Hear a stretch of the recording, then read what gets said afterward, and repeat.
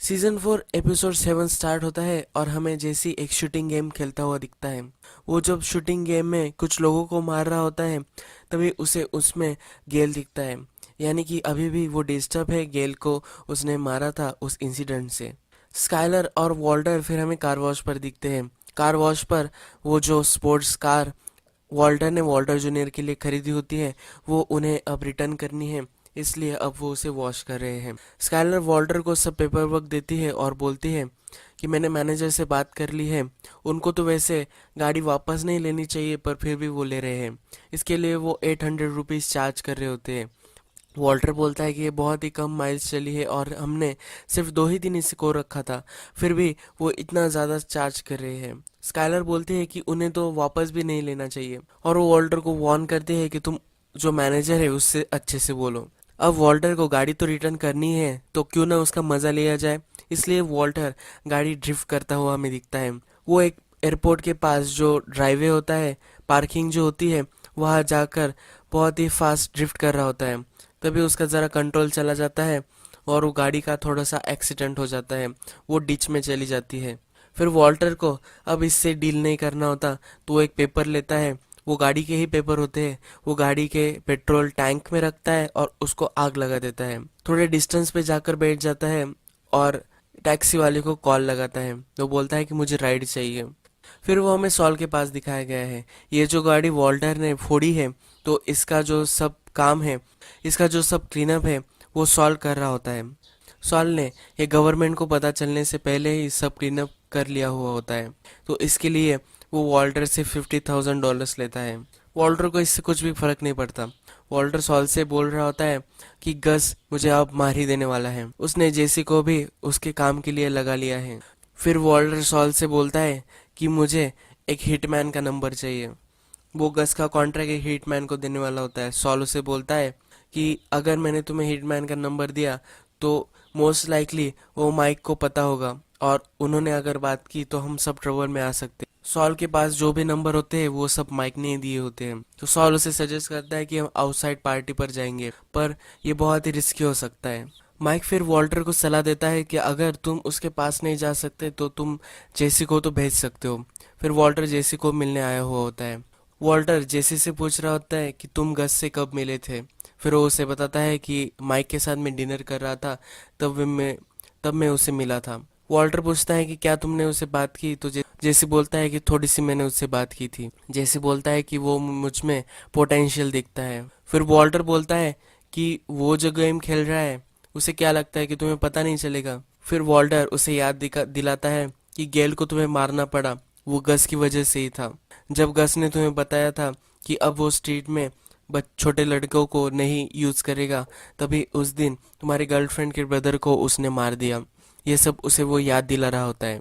फिर जैसी बोलता है कि तुम्हें मुझे इतना सेल करने की जरूरत नहीं है, नेक्स्ट चांस मुझे जब मिलेगा तब मैं उसे मार डालूंगा। नेक्स्ट सीन में कार वॉश पर स्काइलर और मरी होते हैं। मरी उसे बोल रही होती है कि हमें ग्रैंड ओपनिंग करनी चाहिए। फिर वह वॉल्टर आता है और वॉल्टर के पास बहुत सारे पैसे होते। फिर स्काइलर और मरी दोनों ये सब पैसे अपने सेफ में रख रहे होते हैं। स्काइलर बोलती है कि कार वॉश बहुत ही अच्छा चल रहा है, प्रीवियस ओनर से तो हमारा अच्छा ही चल रहा है। जब वॉल्टर उसे सब पैसे देता है तो स्काइलर कैलकुलेट करती है और स्काइलर बोलती है कि तुम 7.5 मिलियन पर ईयर कमाते हो, तो इतना हम इस कार वॉश में मनी लॉन्डर नहीं कर सकते। मुझे नहीं लगा था कि तुम इतना कमा रहे हो। वॉल्टर बोलता है कि तुम्हें ये कार वॉश चाहिए था, तुम्हें अब वो मिल गया है, तुम लॉन्डर करने का जो भी है तो वो संभाल लो। अगर तुम्हें इतने सारे पैसे यहाँ नहीं रखने तो तुम किसी और प्लेस पर भी रख सकती हो। फिर वॉल्टर गस के लैब में ही कैमरे से नज़र चुराकर वो बीन से एक पॉइजन बनाता है। फिर वॉल्टर जेसी को वो पॉइजन आकर दे देता है। जेसी बोलता है कि तुमने उसके ही लैब में ये पॉइजन बनाया। तो फिर वॉल्टर उसे बोलता है कि गस बहुत ही हार्ड वर्किंग है, तो उसकी उम्र में इतना काम करता है तो किसी को शक भी नहीं होगा। माइक को हो सकता है पर उसके कौन सुनता है। फिर जेसी उसे बोलता है कि मुझे पता नहीं कि मैं नेक्स्ट टाइम उसे कहाँ मिलूंगा। तो वॉल्टर बोलता है तुम्हें ये तुम्हारे पास रखना चाहिए। फिर जेसी एक सिगरेट निकालता है और सिगरेट में उसे छुपा देता है। उसने उस सिगरेट को उल्टी रखी होती है, यानी कि कभी भी वो सिगरेट ना पिए। नेक्स्ट सीन में हमें हैंक और वॉल्टर जूनियर दोनों लॉस पोलस आए हुए दिखते हैं। वो दोनों चिकन वगैरह खा रहे होते हैं, तब वहाँ गुस्ताव आता है।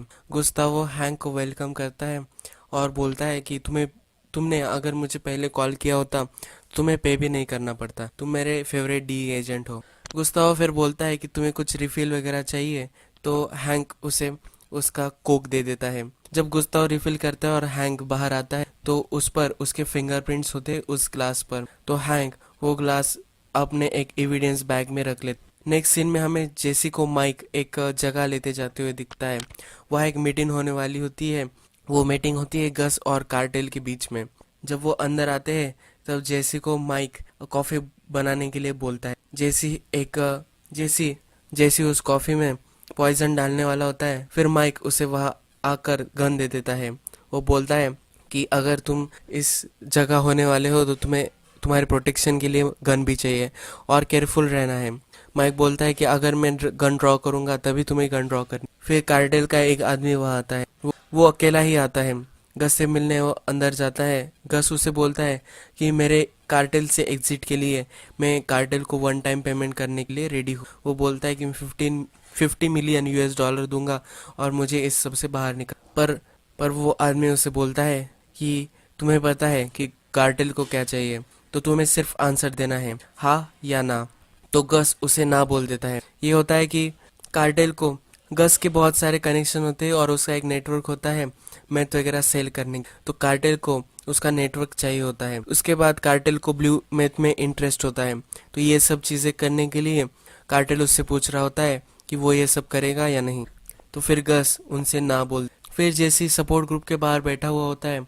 जेसी शेयर करता है कि मैंने कुछ दिनों पहले एक डॉग को, वो सपोर्ट ग्रुप में जो एक लेडी होती है वो बोलती है कि तू वो बीमार होगा तो तुमने उसका दर्द कम कर लिया, इसलिए तुमने उसे मार दिया। तो जेसी बोलता है कि वो बीमार नहीं था। तो वो बोलती है क्या उसने किसी को हर्ट किया था। तो जेसी उसे भी ना बोल देता है। फिर वो उस पर चिढ़ जाती है कि तुम कैसे आदमी हो, तुम किसी डॉग को कैसे मार सकते हो। फिर वो काउंसलर बोलता है कि हमें इसको जज नहीं करना है। फिर जेसी उस पर चिढ़ जाता है। अगर हम खुद को जज ही ना करें तो हम कुछ भी कर सकते हैं और हमें कोई बोलने वाला भी नहीं है और हम अपने आप को भी कुछ भी गलत नहीं समझेंगे।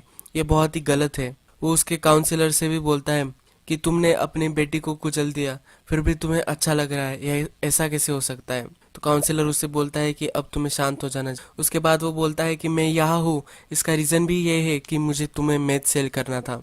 फिर यही ये सपोर्ट ग्रुप खत्म होता हुआ हमें दिखता है। लैब में वॉल्टर और जेसी होते तो वॉल्टर उससे पूछता है कि क्या तुमने गस को देखा था। तो जेसी उसे बोलता है कि नहीं, मैंने अब तक उसे नहीं देखा। फिर हैंक उसके ऑफिस में उसे जाना होता है तो मरी उसे छोड़ने आती है। हैंक उसका पार्टनर और उसके जो बॉस होते हैं उनकी ये मीटिंग होती। तो हैंक बोलता है कि मुझे एक केस आया था, ये एक मर्डर केस था गेल का। ये जो गेल था ये ब्लू मेथ मैन्युफैक्चर करता था, ये बहुत ही इंटेलिजेंट था। फिर गेल के केस में मुझे एक चीज़ मिली कि गेल एक विगन था। वो विगन रहने के लिए बहुत सारे एफर्ट करता था। तो उसके पास ये लॉस पोलोस का रैपर कैसे आया। उस रैपर पर एक सीरियल नंबर लिखा था। तो उस सीरियल नंबर को मैंने ट्रैक किया। वो जो एक इंडस्ट्री के लिए फिल्ट्रेशन सिस्टम होता है उसका एक सीरियल नंबर था। फिर मैंने जो अपने एरिया में जो ये फिल्ट्रेशन सिस्टम सेल कर सकते हैं उनको कॉल किया। फिर मैंने पता कर लिया कि गेल बेडिकर ने ये साइन किया था जब वो उसके पास आया था तब। फिर हैंक बोलता है कि फिर मैंने पूछा कि इसको पे किसने किया था। फिर वहां से कुछ भी रिकॉर्ड उसे नहीं मिल रहा होता। नेक्स्ट टाइम जब वो फिर से कुछ कोशिश करता है तो उससे एक लॉयर का फोन आता है। वो उससे उसका बैच नंबर वगैरह सब पूछ रहा था। फिर हैंक बोलता है कि मेरी इन्वेस्टिगेशन यही खत्म हो गई, पर मैंने फिर जो कंपनी सप्लाई कर रही थी उस कंपनी के बारे में रिसर्च किया। वो कंपनी बहुत सारे बिजनेसेस में इन्वेस्टेड है। फिर ये जो कंपनी है यही ओनर है लॉस पोलोस की। फिर मुझे शक गया कि गस्तावो फ्रिंग ये ऑपरेशन चला रहा हो सकता है। फिर उसके बॉस वगैरह बोलते हैं कि ये बहुत ही स्ट्रेच है, ये ऐसा नहीं हो सकता। फिर हैंक बोलता है कि गेल के अपार्टमेंट में जो फिंगरप्रिंट्स मिले थे वहाँ मुझे गस के फिंगरप्रिंट्स भी मिले। यही एपिसोड खत्म हो जाता है।